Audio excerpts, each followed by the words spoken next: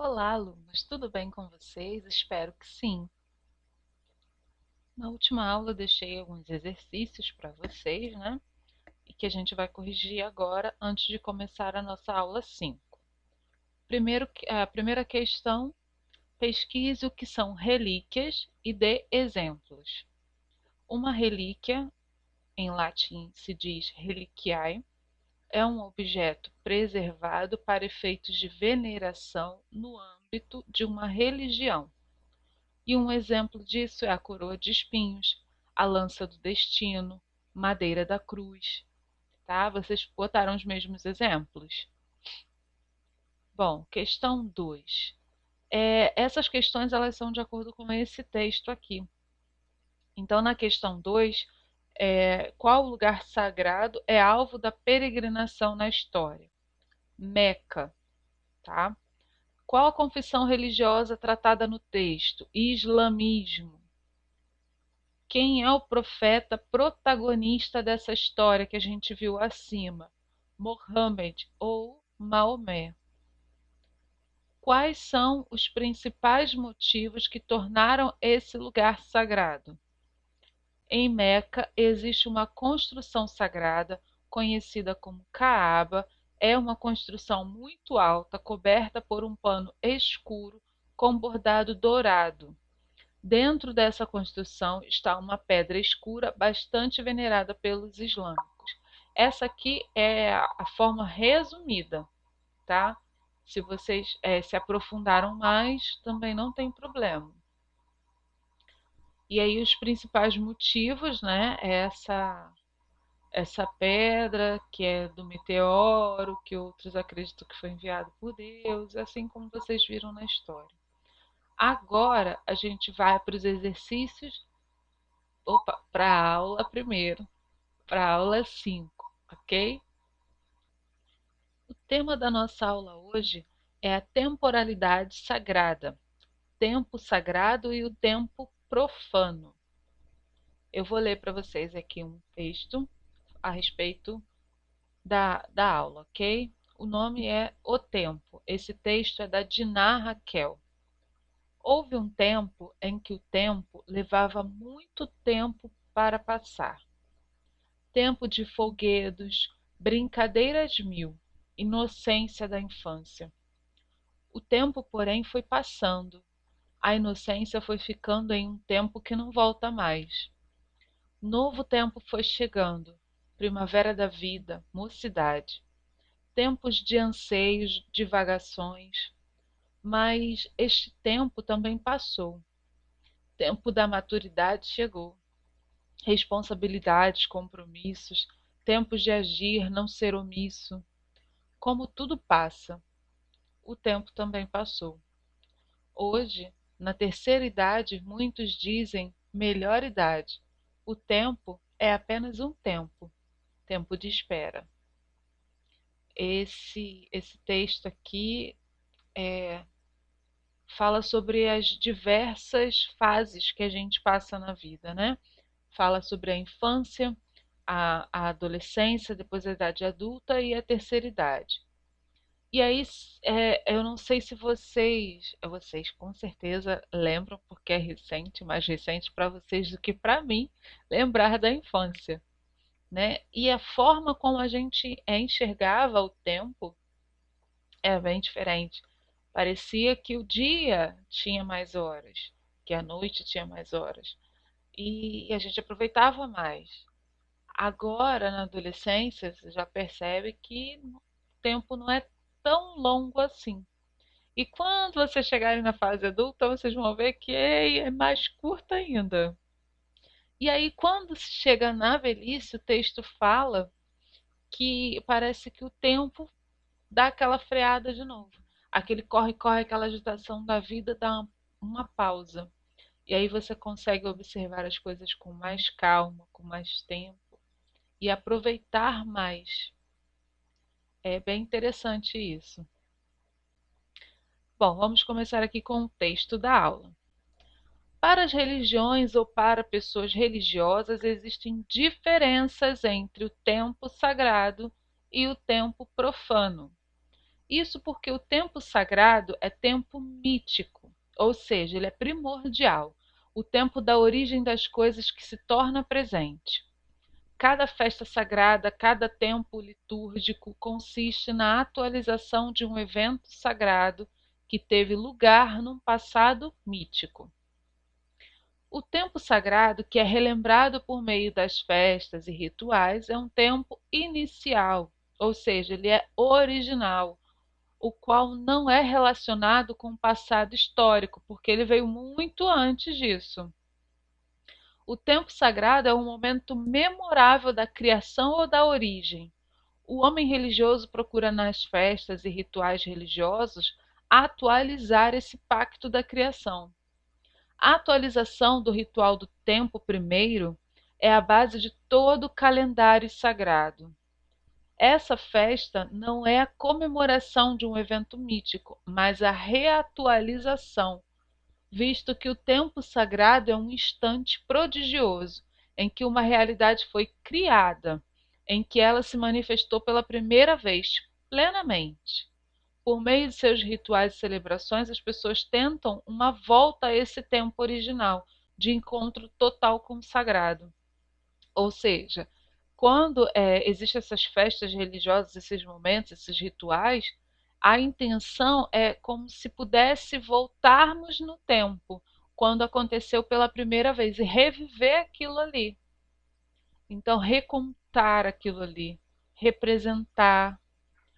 A gente sabe que existem alguns rituais que são criados mesmo com cenas e representações, outros são mais simples, mas todos eles têm a mesma intenção de reatualizar, como diz o texto, aquele momento.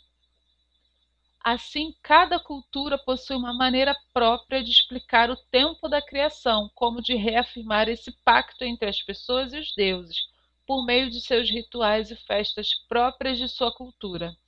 Mas também existe a concepção linear e progressiva de tempo, oposta à repetição cíclica, que é típica das religiões orientalistas, que é própria das chamadas religiões históricas, como o judaísmo, cristianismo e islamismo, e que afirmam a intervenção de Deus na história, num acontecimento único, tendo como objetivo a salvação.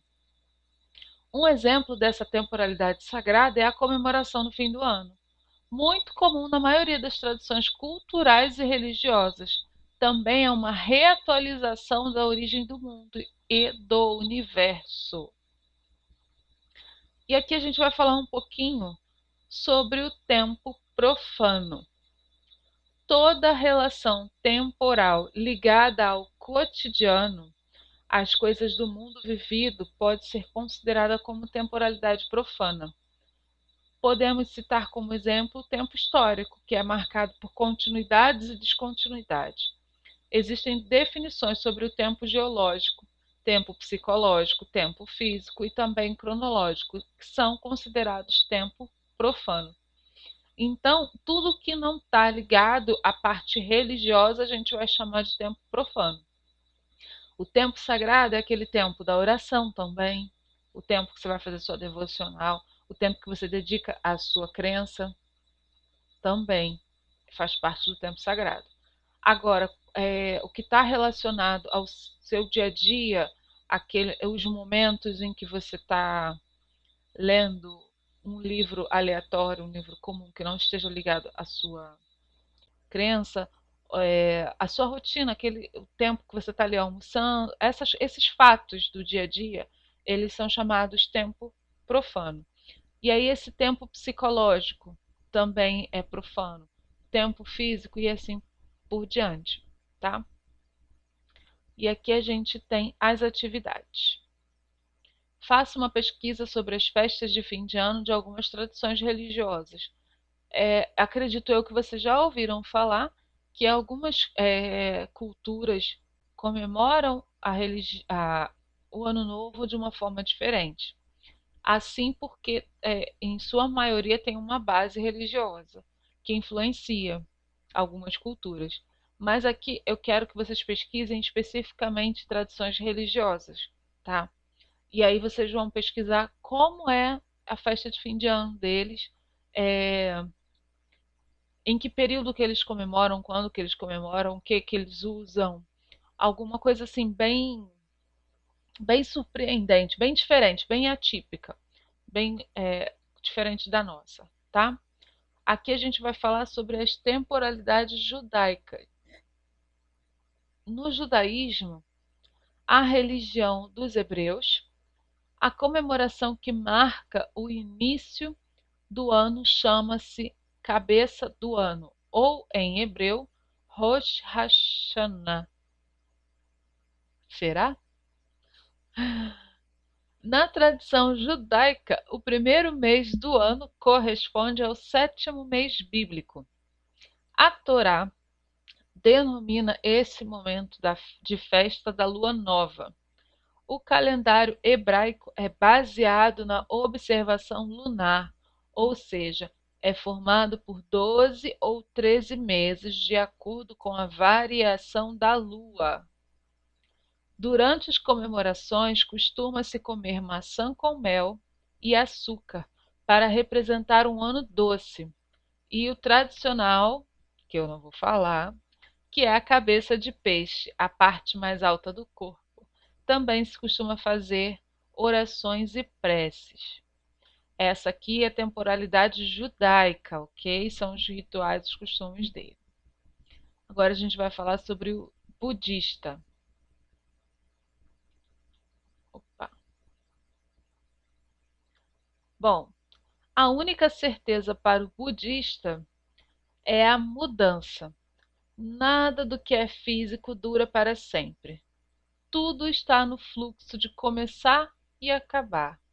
Isto também se aplica a pensamentos e ideias que não deixam de ser influenciados pelo mundo físico.